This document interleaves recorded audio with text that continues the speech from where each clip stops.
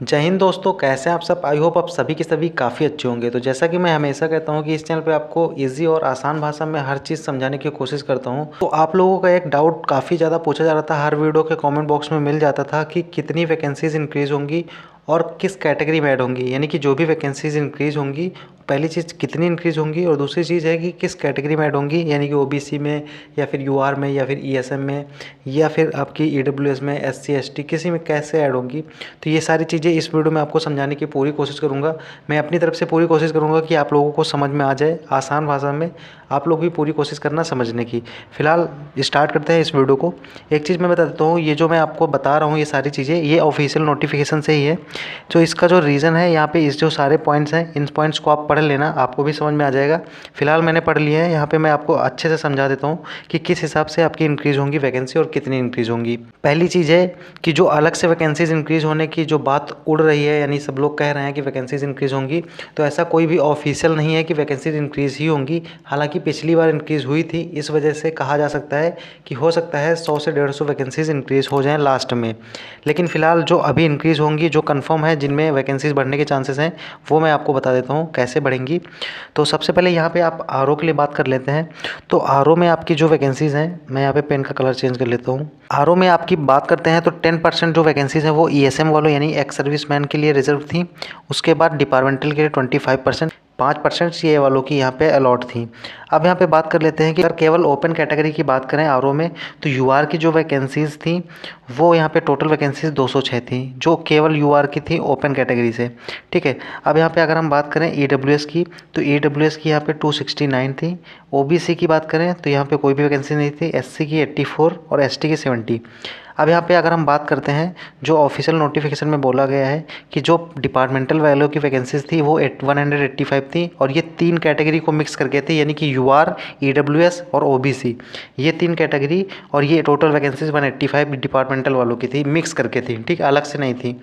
तो अगर मान लीजिए ये नोटिफिकेशन में ही बोला गया है, आप लोग नीचे के पॉइंट्स पढ़ेंगे तो आपको समझ में आ जाएगा। मैंने पढ़ लिया है तो ज़्यादा टाइम ना वेस्ट हो, इस वजह से मैं डायरेक्ट बता रहा हूँ कि जो 185 वैकेंसीज़ हैं, ये जो 3 कैटेगरी यानी कि यहाँ तक कि यूआर, ओबीसी और ईडब्ल्यूएस, ये जो 185 में मान लीजिए 85 कैंडिडेट्स डिपार्टमेंटल वाले फिल हो जाती हैं वैकेंसीज़, तो इसके बाद जो 100 वैकेंसीज़ बच जाती हैं, तो इन 100 वैकेंसीज़ को इन 3 कैटेगरी में बांट दिया जाएगा। इक्वल इक्वल बांटा जाएगा, या फिर इनके जो परसेंटेज, जो भी वैकेंसीज अभी दी हैं, इनके परसेंटेज के अकॉर्डिंग यहाँ पे इन 3 कैटेगरी में बांट दिया जाएगा, यानी यूआर, ईडब्ल्यूएस, ओबीसी। तो जो टोटल वैकेंसीज डिपार्टमेंटल में 100 बचेंगी यूआर वालों की, इन जो 3 कैटेगरी की, ये केवल यूआर में नहीं ऐड होंगी, ये तीनों कैटेगरी में इक्वली ऐड होंगी। इसकी वजह से हो सकता है लास्ट में ओबीसी की वैकेंसीज भी इंक्रीज़ हो जाएँ। आई होप आप समझ रहे होंगे। तो मैंने यहाँ पे क्या बताया कि अगर मान लीजिए इसमें 85 डिपार्टमेंटल वाले फिल हो जाते हैं, जो 100 वैकेंसीज बचती हैं, वो 100 वैकेंसीज इन 3 में, यानी कि इन 3 की ही वैकेंसीज हैं, तो यूआर, ईडब्ल्यूएस और ओबीसी इन तीनों में ही इक्वली डिस्ट्रीब्यूट हो जाएंगी, या फिर इनके परसेंटेज के बेस पर डिस्ट्रीब्यूट होंगी। इसके बारे में नोटिफिकेशन में नहीं बताया है, तो मैं दोनों प्रोबेबिलिटी यहाँ पर बता देता हूँ। आई होप इतनी चीज़ें आपको समझ में आ गई होंगी। ठीक है। तो अगर मान लीजिए 100 वैकेंसीज यहाँ पर बढ़ती हैं, तो मान के चलते हैं अगर मान लीजिए 50 वैकेंसीज भी यहाँ पे आरओ में बढ़ती हैं यूआर में, तो 256 हो जाएंगी। अब दूसरी चीज़ है जो ईएसएम वालों की वैकेंसीज़ हैं। अब यूआर में जैसे 23, इसमें जो को अलग अलग दी हैं, यानी कि यूआर की 23, ईडब्ल्यूएस की 30, ओबीसी की 0। तो यहाँ पे अगर मान लीजिए ईएसएम यानी एक्स सर्विसमैन की अगर मान लीजिए वैकेंसीज़ खाली रह जाती हैं, तो जितनी वैकेंसीज़ खाली होंगी उसी के सामने वाली कैटेगरी में चली जाएंगी। यानी कि अगर मान लीजिए 23 में 3 बच्चे हैं जो यूआर कैटेगरी से फिल हुए हैं ईएसएम में, तो इसमें जो 20 वैकेंसीज़ बचेंगी वो यूआर में ऐड हो जाएंगी सीधा सीधा।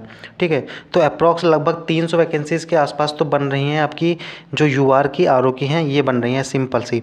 और बाकी अब दूसरा फंडा ये है कि इसी तरह यहाँ पे आरएम में भी है जो भी वैकेंसीज। अब यहाँ पे एससी एसटी में क्या है, अगर मान लीजिए जैसे 84 वैकेंसीज हैं यहाँ पे, ये ओपन कैटेगरी से 84 वैकेंसीज हैं। इसके अलावा डिपार्टमेंटल में 33 वैकेंसीज हैं, डिपार्टमेंटल वाले में एससी की। तो अगर 33 में जितनी बचेंगी वो सीधे एससी में ऐड हो जाएंगी, यानी ये किसी अन्य कैटेगरी में नहीं जाएंगी, एससी में ही रहेंगी। और ये जो नीचे बचती हैं 28 यानी कि एसटी में, तो एसटी वाली भी वैकेंसीज इसी में ऐड होंगी जो एसटी की रहेंगी। ठीक है, अगर बचती हैं तो अब इसके बाद बताते हैं यहाँ पे। आई होप इतनी चीज़ें समझ में आ गई होंगी किस हिसाब से कैटेगरी में ऐड होंगी। 37 वैकेंसीज़ हैं, ये जो 185 वैकेंसीज़ हैं, और ये जो वैकेंसीज़ दी हैं ईएसएम वाली, इन वैकेंसीज़ में जितनी भी बचती हैं उनके रिस्पेक्टिव कैटेगरी, यानी कि अगर यूआर की वैकेंसीज़ हैं तो यूआर में ऐड होंगी, और ईडब्ल्यूएस की वैकेंसी है तो ईडब्ल्यूएस में ऐड होंगी। ठीक है, इतनी चीज़ें आपको समझ में आ गई होंगी। दूसरी चीज़ है कि आरएम में भी इसी तरह है, same to same. I hope आप समझ गए होंगे। यहाँ पे 3 कैटेगरी हैं और तीनों की वैकेंसीज़ इकट्ठे दी हैं 51। तो 51 वैकेंसीज़ इन्हीं के रिस्पेक्टिव कोटा में आ जाएंगी, यानी कि यूआर की वैकेंसीज़ इन तीनों में बराबर से बढ़ जाएंगी अगर 51 में जो भी बचेंगी। आई होप आपको ये भी समझ में आ गया होगा। अब बात कर लेते हैं कि अगर मान लीजिए कि ईडब्ल्यूएस की वैकेंसीज़ बच गई या उसके कैंडिडेट्स उतने क्वालिफाई नहीं कर पाए, लास्ट में ईडब्ल्यूएस की वैकेंसीज़ बच गई, क्योंकि ईडब्ल्यूएस के कैंडिडेट्स यूआर में भी जा सकते हैं, तो ईडब्ल्यूएस की वैकेंसीज़ बच गई या फिर एससी एसटी की वैकेंसीज़ बच गई, तो वो सारी वैकेंसीज़ ऑफिशियल नोटिफिकेशन में ऐसा नहीं बताया गया है कि वो सारी यूआर में ऐड होंगी। लेकिन पिछली बार जो ऑफिशियल जो मेरिट आई थी उसमें ऐसा हुआ था कि वैकेंसीज़ जो है वो यूआर में ऐड कर दी गई थी। ज़्यादातर बच्चे यूआर में क्वालिफाई किए थे कि वहाँ पे बहुत सारे बच्चे जो ईडब्ल्यूएस वाले थे या फिर एससी एसटी वाले थे वो भी यहाँ पे यूआर में चले गए थे, तो इनकी वैकेंसीज़ जो यहाँ पे बच गई थी रिमेनिंग वाली, वो भी यूआर में ऐड कर दी गई थी। तो इसलिए कहा जा सकता है कि यहाँ पे जो वैकेंसीज़ है वो लास्ट में यूआर में बढ़ जाएंगी। जो अलग से वैकेंसीज़ इंक्रीज़ होने का फंडा है, पिछली बार के अकॉर्डिंग अगर देखें तो इस बार भी 100 से 150 वैकेंसीज़ इंक्रीज़ होने की संभावना दिख रही है, लेकिन ऑफिशियल इसके बारे में नहीं है। तो फिर भी हम इतना मान के चल रहे हैं कि 300 प्लस वैकेंसीज़ तो हो जाएंगी यूआर में। ठीक है, कट ऑफ के रिलेटेड मैंने वीडियो बना दिया है। इसके अलावा कोई भी डाउट रहता है तो आप ज़रूर कमेंट बॉक्स में कर सकते हो। आई होप मैं आपको समझा पाया होऊंगा कि वैकेंसीज़ किस हिसाब से इंक्रीज़ होंगी, किस कैटेगरी में जाएंगी। ठीक है, तो फिलहाल आज की वीडियो में इतना रखते हैं। वीडियो अच्छा लगा तो ज़रूर लाइक कर सकते हो। मिलते हैं किसी नेक्स्ट वीडियो पे, तब तक के लिए प्रिपरेशन करते रहिए, खुश रहिए, मुस्कुराते रहिए। जय हिंद।